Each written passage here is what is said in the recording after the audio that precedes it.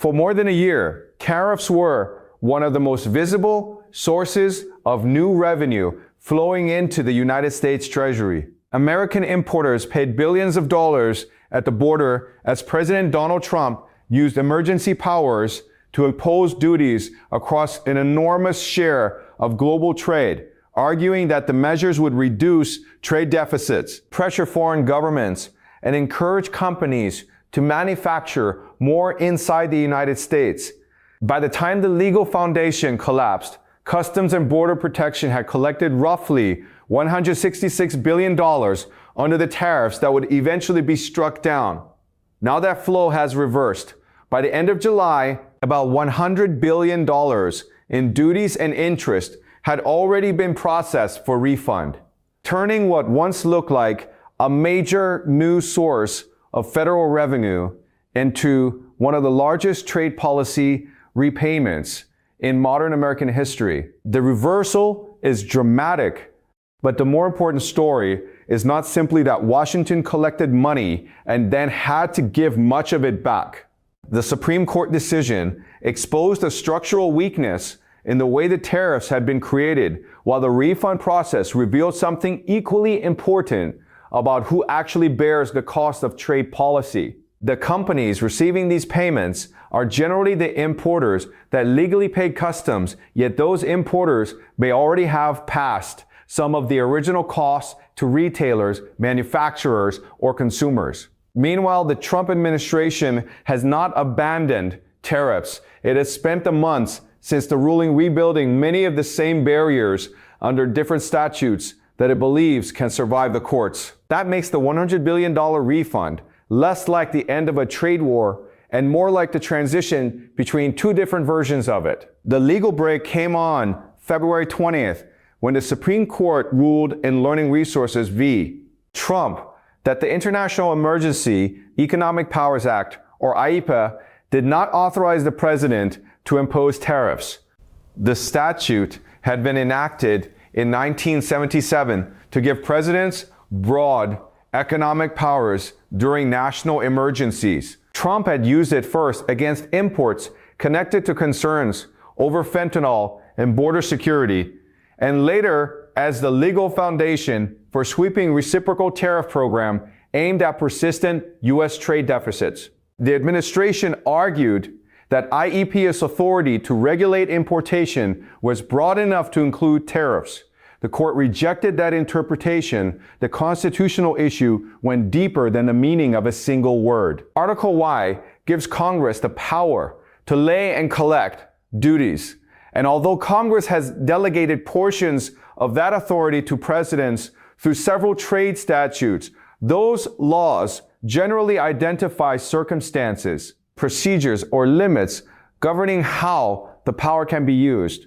The Supreme Court concluded that IEEPA did not contain a comparable delegation authorizing the president to create tariffs. In practical terms, Washington had spent months collecting a major import tax under a statute that the country's highest court ultimately said did not grant that power. That decision immediately created a second problem. Stopping an unlawful tariff going forward is relatively simple. Customs can stop collecting it. Unwinding what has already happened is much harder because millions of shipments have crossed the border. Companies have already paid their duties. Goods have moved through wholesalers and retailers. Prices have changed. Inventories have been sold. And supply contracts have been renegotiated. The government therefore faced not just a constitutional question, but an enormous accounting exercise. More than 330,000 importers had paid the disputed duties across approximately 53 million shipments, according to court filings cited by Reuters. By early April, 56,497 importers had completed steps necessary to receive electronic refunds covering about $127 billion. Customs built a system known as the Consolidated Administration and Processing of Entries Refund Component, or CAPE, to consolidate payments rather than force the government to unwind tens of millions of entries individually. The process was designed so eligible importers could receive aggregated electronic payments, including applicable interest. For businesses that have been carrying tariff costs for months, those refunds could be enormous. Reuters reported in April that Basic Fund, the company behind products, including Tonka trucks and Care Bears, was seeking about $7 million. Heavy truck manufacturer Oshkosh described the amount it expected to reclaim as significant enough to matter financially. Companies rushed to register with the customs system because a payment that had previously been treated as a sunk trade expense was suddenly becoming a recoverable asset. By May, the money had begun flowing at scale. Roughly $22 billion was refunded that month. Then June produced an extraordinary reversal in the federal government's customs accounts. Treasury reported $23.6 billion in gross customs duty collections, but $49.2 billion in refunds, leaving a net customs outflow of $25.6 billion for the month. Refunds were therefore more than twice the amount Washington was collecting in new duties during June. That reversal was large enough to show up in the federal budget. The United States recorded a $120 billion budget deficit in June, compared with a $27 billion surplus in June of the previous year. And Treasury identified the tariff repayments as an important reason receipts had weakened. Only a year earlier, administration officials had pointed to rising customs revenue as evidence that Trump's tariff strategy was producing fiscal benefits. Now the same account was sending tens of billions of dollars in the opposite direction. By the end of July, customs officials told the Court of International Trade that roughly $100 billion in refunds, including duties and interest, had been completed through CAPE, certified by the agency, and sent to Treasury for disbursement. That represented well over half of the approximately $166 billion collected under the invalidated tariffs. The Bureau of Economic Analysis treats the underlying roughly $166 billion obligation, excluding interest, as a one-time capital transfer from the federal government to affected businesses rather than as current production income. But following the money reveals a complication that the headline number hides. A tariff is collected at the border from the importer of record. China does not write a check to the U.S. Treasury when a Chinese-made product enters Los Angeles, and Germany does not transfer tariff revenue to Washington when a German machine arrives in Houston. The American importer pays customs. What happens afterward depends on bargaining power, competition, and the structure of the supply chain. The importer may absorb part of the cost through a lower profit margin, negotiate a lower price from its foreign supplier, raise the price charged to wholesalers or retailers, redesign the product, move production, or combine several of those responses. That means the company legally entitled to a refund is not necessarily the economic actor that ultimately absorbed every dollar of the original burden. Imagine an importer that paid an additional $10 tariff on a product and responded by raising its wholesale price by $7 while absorbing the remaining $3. A retailer then raised its shelf price by another amount to protect its own margin. Months later, customs returns the full $10 plus applicable interest to the importer. The government can reverse the tax payment because customs knows who paid it, but it cannot automatically reverse every commercial decision caused by that tax. Consumers who bought the product at a higher price do not suddenly receive a customs refund, and a small retailer that paid a higher wholesale price may not be importer of record. This is one reason the refunds have already become politically contentious. Critics argue that households help bear the economic burden when businesses passed tariff costs into prices, while the legal repayments are concentrated among the companies that directly paid customs. Supporters of the refund process can point out that the government must return unlawful duties to the legal entities from which it collected them. Both observations can be true simultaneously because the legal incidence of a tariff and its economic incidence are not necessarily the same thing. Reuters noted this tension when reporting the $100 billion milestone. There is another complication.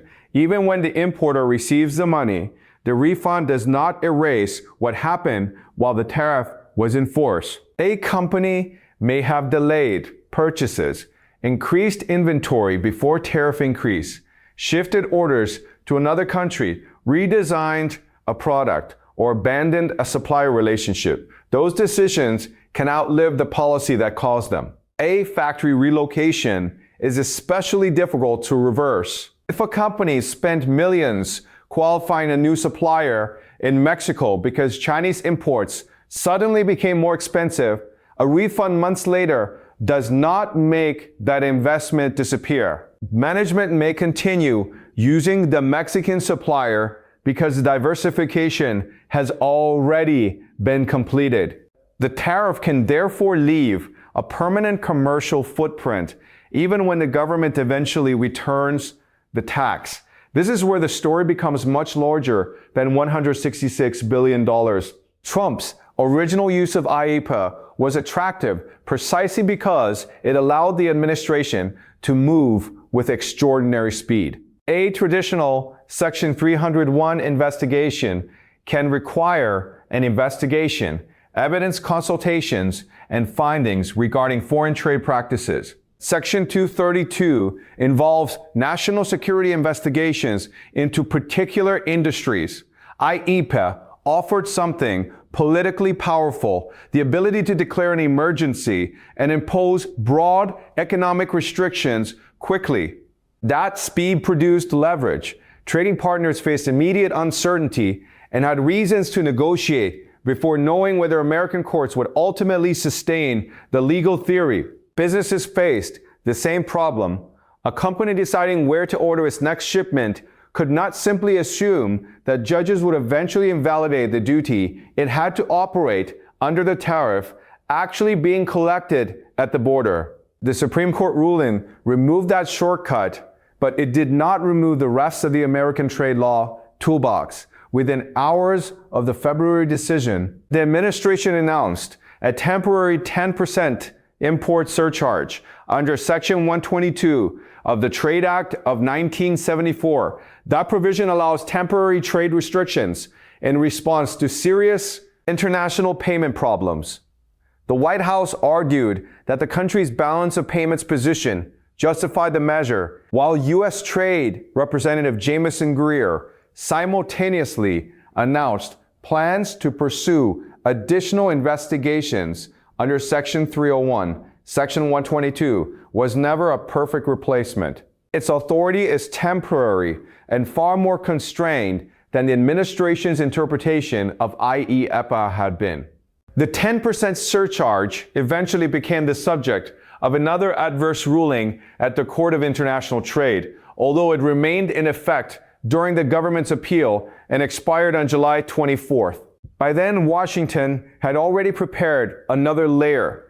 The next architecture relied heavily on Section 301, a statute with a much longer history of presidential use. In July, the administration imposed tariffs of 10 or 12.5% on imports from 60 trading partners over allegations that those economies were failing to adequately prevent goods produced with forced labor from entering their markets.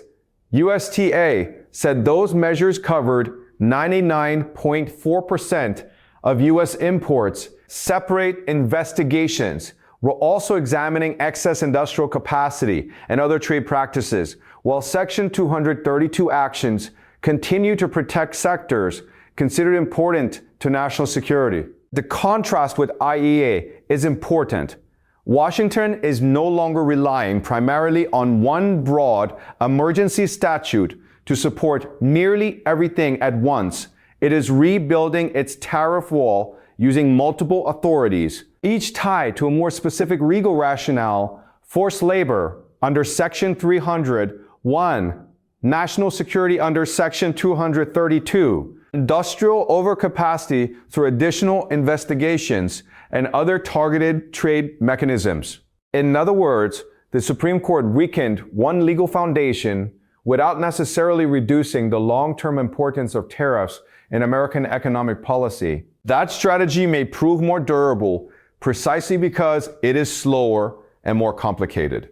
Procedures that frustrate an administration seeking immediate leverage can become an advantage once a policy reaches court. A documented investigation, formal findings, and a statute that explicitly contemplates tariffs give government lawyers a stronger argument than the claim that an emergency powers law silently contains nearly unlimited tariff authority.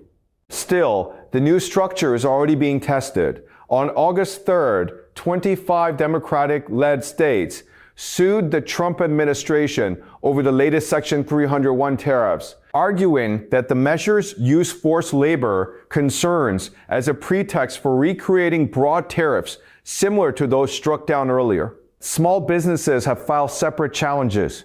The White House maintains that the duties are lawful responses to foreign practices that burden American commerce. This creates the next strategic uncertainty for companies. The question is no longer simply what tariff rate applies to a product. Businesses increasingly have to ask which statute supports that rate, whether the required investigation was properly conducted, how long the measure can remain in effect, whether a court could invalidate it, and whether duties paid today might become another refund claim tomorrow. That legal uncertainty has an economic cost of its own. Supply chains work best when companies can estimate future costs. A manufacturer signing a 3-year sourcing agreement needs assumptions about duties. A retailer ordering goods for the holiday season needs to know whether a 10% tariff will still exist when the shipment arrives.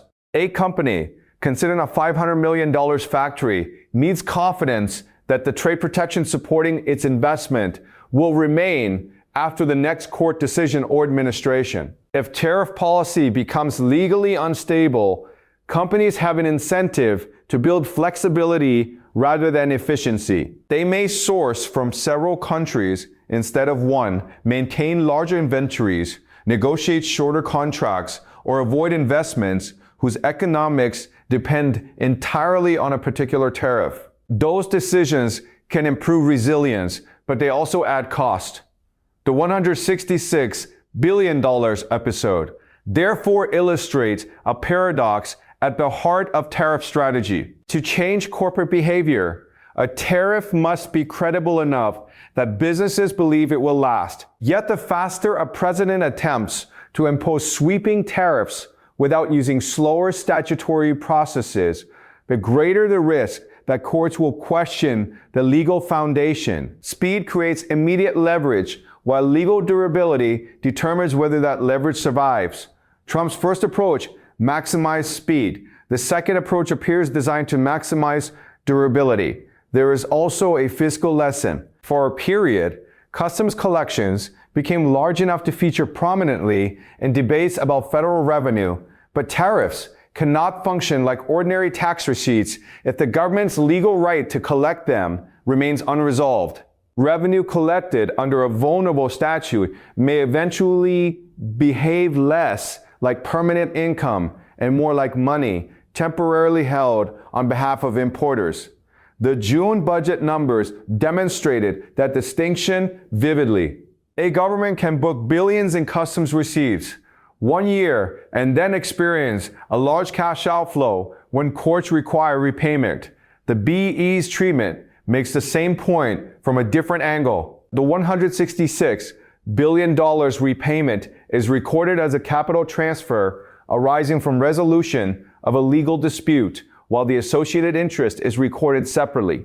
For companies receiving the refunds, however, the money can still alter current decisions. A large importer may use the cash to reduce debt, restore margins, fund capital spending, replenish inventories, or absorb other cost pressures. The economic effect will vary enormously depending on the company. A retailer receiving several million dollars faces a different choice from an industrial manufacturer receiving tens or hundreds of millions. That makes the refund process itself a kind of delayed redistribution across corporate America. Companies that directly imported large volumes and maintain clear documentation are best positioned to recover duties. Businesses farther down the supply chain may have experienced higher costs without possessing a direct claim against customs. Consumers are even further removed. The government can return a tax to the payer, but there is no simple mechanism for reconstructing every transaction in which part of that tax may have been passed onward. The consequences become even harder to unwind once foreign suppliers are included. Some exporters may have cut their prices to preserve U.S. market share after tariffs were imposed. Others may have lost contracts entirely. Production may have shifted to countries facing lower duties. None of those effects disappear because an American importer receives a treasury payment months later. Trade policy works through expectations as much as through the tax itself. That is why the most important question now is not whether the remaining roughly $66 billion will eventually be refunded. The more consequential question is whether Washington's reconstructed tariff system can create the same negotiating leverage without repeating the legal vulnerability that produced this repayment. The administration clearly believes it can. Reuters reported in late July that officials were layering new measures across forced labor, excess industrial capacity, and strategically important sectors. Trade Representative Greer has indicated that the rebuilt tariff structure will operate within ceilings negotiated with partners such as the European Union, Japan, and South Korea. In that sense, tariffs are becoming more institutionalized rather than disappearing. Foreign governments therefore face a different America than they did before the Supreme Court ruling, but not necessarily a less protectionist one. First tariff system relied heavily on emergency authority and presidential speed. The emerging system relies more heavily on established trade statutes, investigations, negotiated caps, and sector-specific national security arguments. That may ultimately give trading partners more procedural visibility. It could also make some tariffs harder to eliminate. For American businesses, the distinction is equally important. A $100 billion refund might appear to represent a massive reversal of Trump's trade agenda, but the cash flowing back does not mean the commercial world is returning to where it stood before the tariffs. Companies have spent more than a year adapting sourcing strategies, negotiating with suppliers, and reconsidering where production should occur. Washington has learned which legal tools courts are likely to scrutinize most aggressively, and it is adjusting its strategy accordingly. The first tariff wall was built quickly enough to shake global trade almost immediately. Parts of it were then torn down by the courts, forcing the Treasury to send an extraordinary amount of money back to importers. The replacement is being assembled more slowly, one statute and investigation at a time. That may be the most important lesson hidden inside the $100 billion flowing out of Washington today. The Supreme Court did not decide whether tariffs are good industrial policy, whether they reduce trade deficits, or whether they can force foreign governments to negotiate. It decided that the president needed legal authority Congress had actually provided. Trump lost the emergency mechanism, but he did not abandon the strategy. So the $166 billion story is not simply about a government returning taxes it was never authorized to impose under IEEPA. It is about what happens when political pressure moves faster than the legal architecture supporting it. The money can be refunded. The higher prices, altered contracts, and supply chain decisions are much harder to reverse, and the tariff system replacing the old one may prove more durable precisely because Washington was forced to rebuild it. $100 billion is already moving back to importers. The trade relationships created under the pressure that collected it may not move back nearly as easily.